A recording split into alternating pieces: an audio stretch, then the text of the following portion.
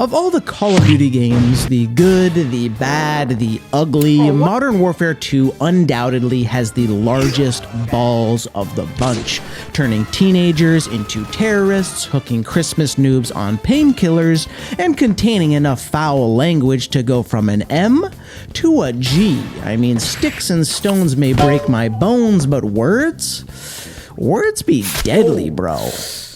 Really stings. It's the coked up, crazy younger brother of Call of Duty 4, where shotguns are snipers, snipers are shotguns, and for Christmas, everyone's getting a noob tube. You get a noob tube, you get a noob tube, even you get a noob tube.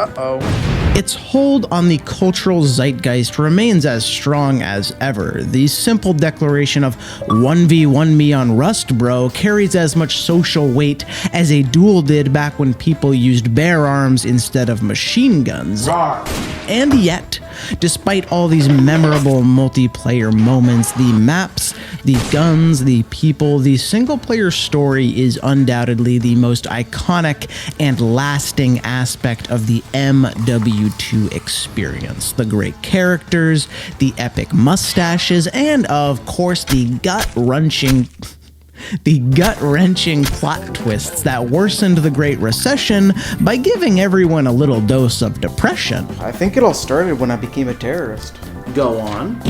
The narrative ebbs and flows between two main storylines. One, the US military doing US military things, and two, Task Force 141, a covert operations team of super soldiers led by the protagonist of Modern Warfare 1, Soap, known for his deadly accuracy and blood-cleaning abilities. The beard really gets the tough spots, and Soap is followed by a diverse, multinational group of players. We've got Ghost, Roach, General Shepard, a literal banana, and of course, Carl. And I fucking hate Carl. Our story opens with a chilling speech from General Shepard, an American military officer who heads the task force, pulling these strings from above like a mustached puppeteer. Go here, do that, stop hitting yourself. Shepard philosophizes about the nature of violence, power, and war, my favorite hobbies, and he laments how the winners of war control the historical narrative, like maybe Genghis Khan was just spreading the good word, or perhaps Vlad had a good reason for the impalings, and who knows, maybe Hitler wasn't that bad. Yeah, he was pretty bad. Shepard reveals that Imram Zakhaev, the bald, armless antagonist of the last Modern Warfare, has been made a war hero in Russia because launching nukes is the greatest achievement a Ruski can achieve. It's like their Nobel Peace Prize because life without human beings is surprisingly pretty peaceful.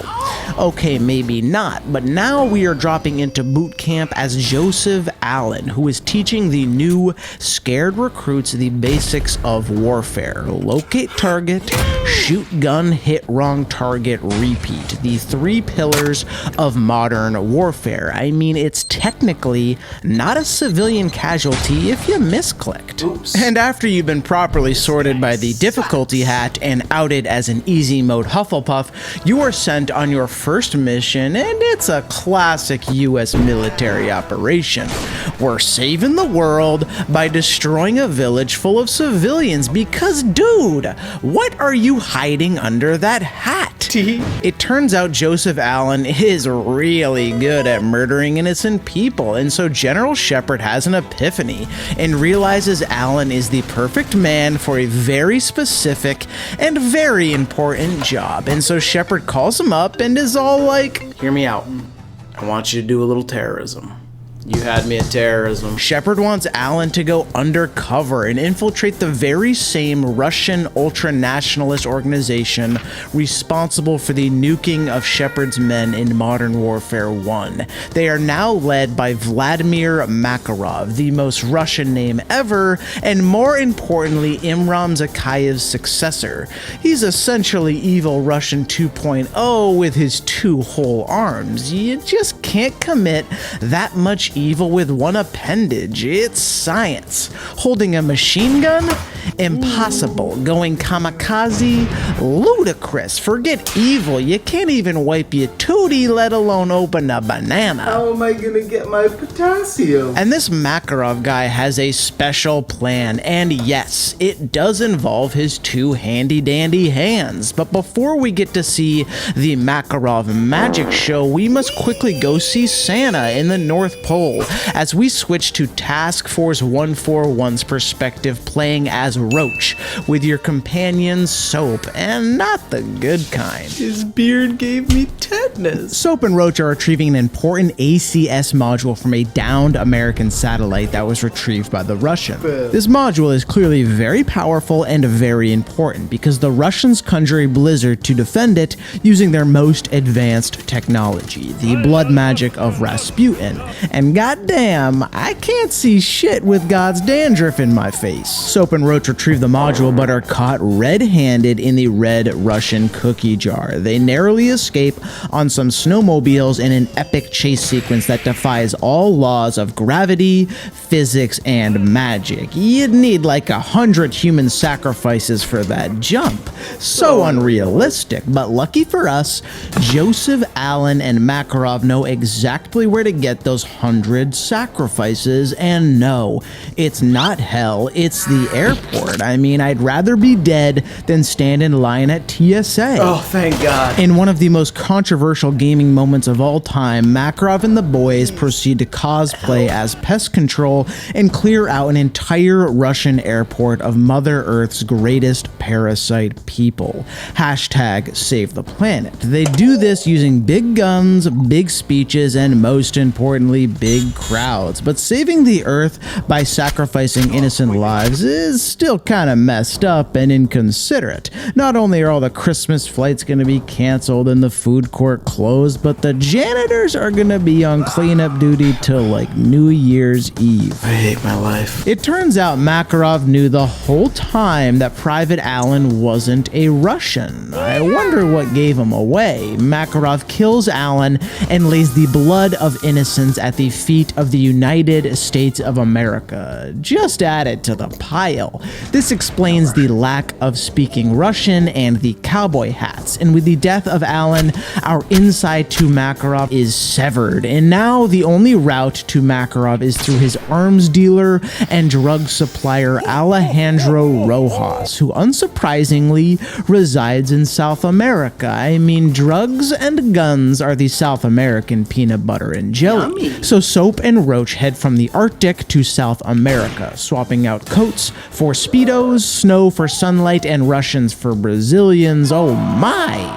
Rojas refuses to give up Makarov's deets because doxing is like so not cool, dude. But you know what is cool? Kinky. Torture. And today we're playing Truth or Blowtorch, my favorite childhood game. And while Soap is cleansing Rojas of his secrets, soul, and skin, the Russian government retaliates for the terrorist attack on their airport and decide this fashion faux pas can't go unpunished. And so Russia launches a full-scale invasion of the United States, utilizing that ACS module to mess with American communications. I'm not overcompensating. It's a disturbing scene as the Russians are dropping tanks in the suburbs, grenades in the gardens, and missiles on McDonald's. So it's not all bad. The Russian Spetsnaz are so numerous that they blot out the sky, parachuting down in order to order their first legal hamburger, as it's considered contraband in the motherland. Yes, I'd like the quarter pound. We follow Private Ramirez and Sergeant Foley through the American streets trying to clear out this Russian filth. Potatoes, vodka, and Russian stereotypes everywhere. But when Slavs be dropping from the sky, like the plagues of Egypt, anything goes. Schools canceled, no rules, like I'm gonna eat a fucking Brazilian PB&J. And with that, our perspective moves back to Task Force 141, where through the powers of blowtorch technology, Soap learns that Makarov's arch nemesis, a prisoner 627, is being held at a Russian castle resort, i.e. the Gulag. Those showers do not look sanitary, but when you got soap, you best use it. His beard really gets the AIDS out. And since it's Christmas time, let's practice a little forgiveness and release a dangerous, high-security convict. Ho, ho, ho. And whoever this man is, he must be very important, very dangerous, and very annoying because he is in solitary confinement in the castle crypts defended by knights, tetanus, and communists. A classic combination. We free the prisoner and immediately regret it, as he doesn't reward us with a PB&J, but rather a knuckle sandwich. Ungrateful prick. Turns out the prisoner was Captain Price, the modern warfare mascot who loves punching friends in the face. It's not funny, guys. And now that the whole task force is back together, let's head on over to the American front, where World War III is not going great. The Russians have launched a full assault, and we are exposed to the horrors of war firsthand. The streets have become trenches, the landmarks besmirched, even the giant American warcock is aflame. Tragic. Kill me. However, the White House is far more important than not so subtle phallic imagery, and so you and the squad head over to recapture the Capitol by destroying the Capitol, its windows, the maids, the elevators. Ow. However, the Russian military surrounds our soldiers, and when all hope seems lost, we suddenly cut back to Captain Price, who now is heading up Task Force 141 again, his rightful place, and now the squad not only has a clear direction, but a fearless leader who is willing to do anything to win, and I mean anything. Pathetic. Price is like a mad dog, hardened and dangerous from his years in the Communist Club Med. He's got nothing to lose, because once you've dropped the soap, there ain't no going back. General Shepard wants the task force to focus their efforts exclusively on finding Makarov, but Price disagrees and wants to target a Russian nuclear submarine to shake up World War III. What could go wrong?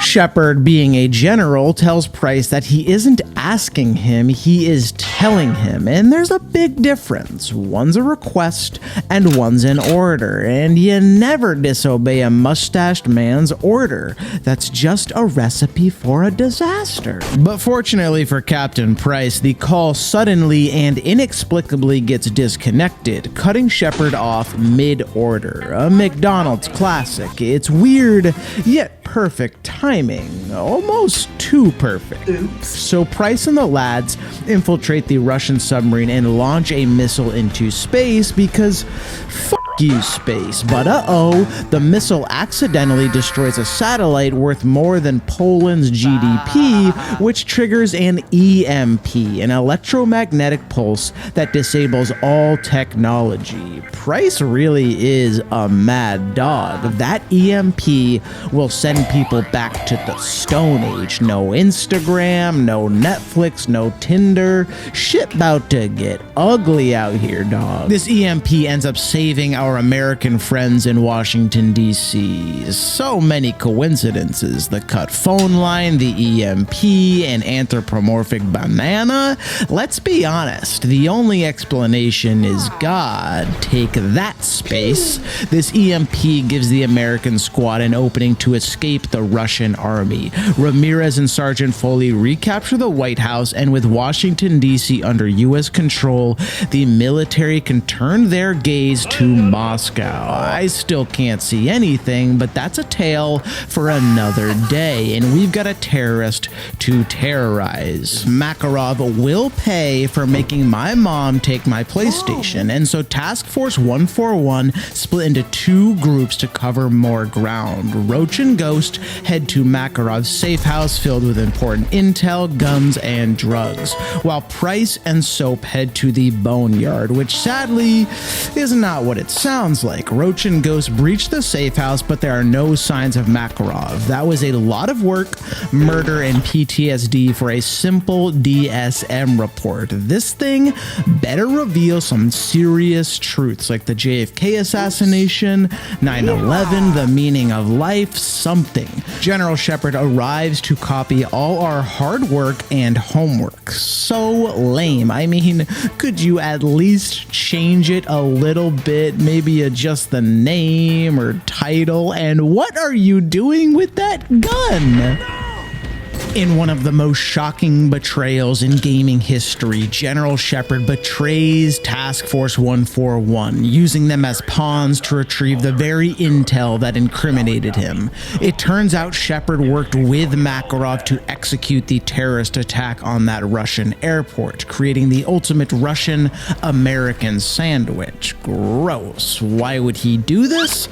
Well, Shepard wants revenge for the 30,000 soldiers he lost to Russian war hero Imram Zakayev, or at least he claims. Shepard is clearly a megalomaniac who is obsessed with being remembered in history, and as he said, the victors control the narrative. Shepard wants to be a war hero, and for that, well, you need a war and lots of blood sacrifice. And since Task Force 141 were about to uncover his dirty little secrets, he had them killed, or at least attempted to have them killed, because Soap and Captain Price survive because of their military prowess, knuckle sandwiches, and plot armor. But the double-crosser is about to get double-crossed. Price makes contact with Makarov, who doxes Shepard's location. That's definitely a felony, and as we've established, not cool. But once you've gone full genocide, you really can't go back. Price and Soap head to Shepard's military compound. The mustached rat is trapped, and in his desperation, he seeks every COD player's salvation. A 1v1 Rust battle. Shepard gives Price an entire platter of knuckle sandwiches, and Soap uses his handy-dandy tactical knife that he keeps in his belly to kill Shepard. That's how I want to die, and when all hope seemed lost, Soap bleeding out, Price tasting his own medicine, me losing my mustache, a helicopter lands and carries the boys to safety.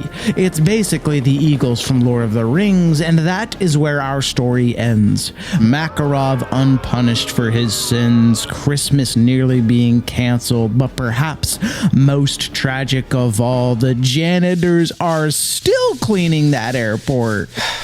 Merry Christmas to me. Shout out to the patrons. We got Munderson, Gay, Rubbery Ribbon, Piles, Ilya F, PGH Programmer 4, Lions, Tiger, and of course Zachary D. This D stands for dank.